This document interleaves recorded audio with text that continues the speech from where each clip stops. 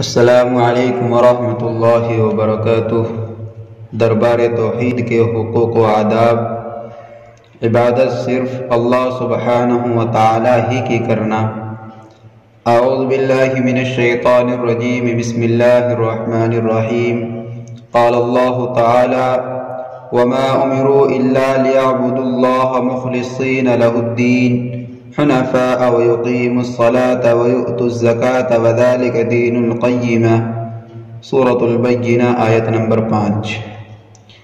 اللہ سبحانہ و تعالیٰ کا ارشاد ہے، اور انہیں اس کے سوا کوئی اور حکم نہیں دیا گیا تھا کہ وہ اللہ کی عبادت اس طرح کریں کہ بندگی کو بالکل یکسو ہو کر صرف اسی کے لیے خالص رکھیں، اور نماز قائم کریں اور زکوٰۃ ادا کریں، اور یہی سیدھی سچی امت کا دین ہے۔